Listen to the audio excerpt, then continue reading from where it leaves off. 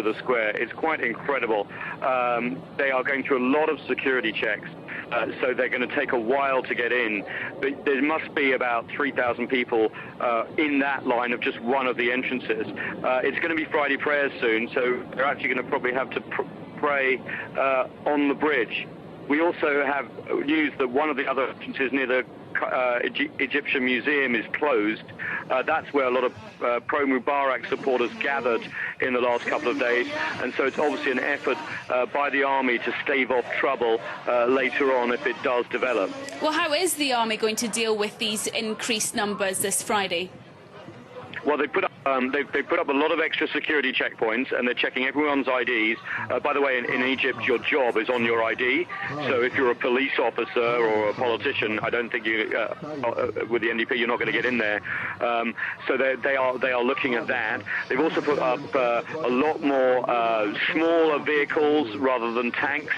They have a lot of army dressed in riot gear with shields, and they have put barbed wire around the sides of many of the entrances to try, in an obvious attempt to stop people getting through. And it's quite thick coils of barbed wire, so that will also make a difference as well.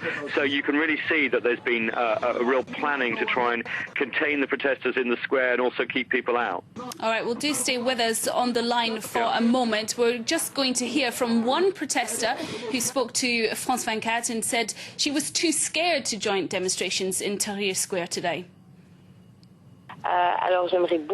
I would very much like to protest today, but I have to say that everyone is very, very frightened. Everyone is very scared of the government's tactics and what could happen today. In the last 2 days, we've seen horrific tactics from the president. He sent plainclothes police officers and paid thugs to attack protesters on Tahrir Square. It turned into a massacre.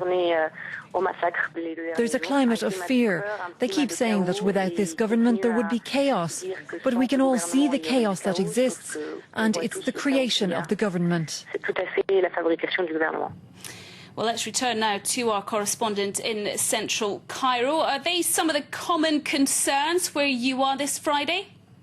Yeah, it is a common concern. We've spoken to quite a few people in the line, and that's what Mohammed al-Baradei was saying in our interview yesterday, wasn't he, that this is chaos already, so anyone who fears a security vacuum. But there's also a feeling of people inside the square that they've been through the worst, and that they've survived. And, you know, the square has acted as a magnet for so many demonstrations. There's a different feeling once you get inside the square, because everyone's there to support you and give you courage. But there's also a real feeling with the army that they might have got things right this time. I've seen a lot of people smiling at army officers, trying to hug them, give them kisses, that sort of thing, which I know is part of a persuasion tactic. But you can tell that there's a relief on the faces of potential protesters that they have come up in larger numbers and got a plan. I just want to tell you, by the way, the Qasr al-Nile bridge is full of people. It's stretched all the way back across the other side of the Nile, and is one of the two major bridges in which protesters come in on. Actually, I don't think they're using the October the 6th bridge further down the Nile, because that is used generally by pro-Mubarak supporters. So in a way, you've got the tale of two bridges over the Nile. Quite incredible. Well, they're obviously bracing for hundreds of thousands of protesters arriving in the square today. Now, journalists are also facing reporting restrictions in Egypt. It's why we're not mentioning your name, but how do you feel about being out in the square this Friday?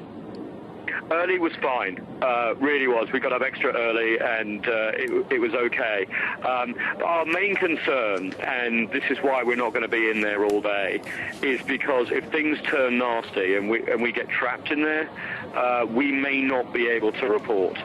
and we really want to be able to report, not just today, but over the coming days as well.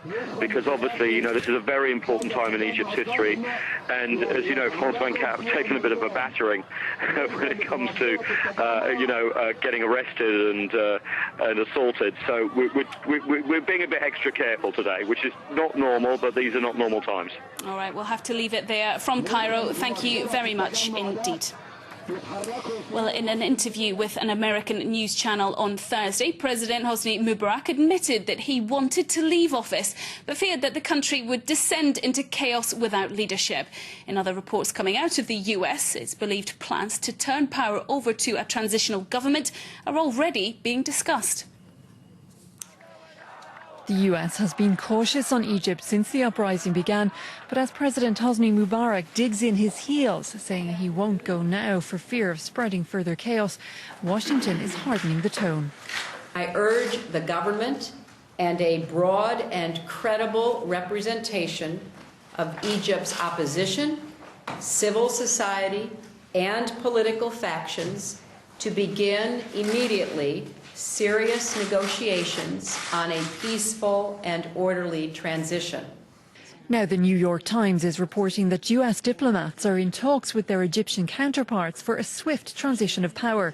Senior diplomatic sources told the paper that several scenarios were under discussion and Mubarak wasn't taking part in the talks. The White House's preferred option is that Vice President Omar Suleiman, with the backing of the Chief of the Armed Forces, step in to lead a transitional government before elections in September. The proposal calls for the government to invite participation from opposition groups, including the banned Muslim Brotherhood, to begin work to ensure free and fair elections. But Egyptian officials told the Times the constitution bars the vice president from assuming power, and some said there was as yet no sign that Suleiman or the Egyptian military were ready to abandon Mubarak. Well, for a bit more analysis on all of this, I'm joined by our international affairs editor, Annette Young. How much sway does Washington have here? $1.3 billion to be exact, and that's the amount of money that Egypt gets every year from the US in return for supporting the peace agreement with Israel, and obviously, of course, is viewed as a very much a trusted ally in the region.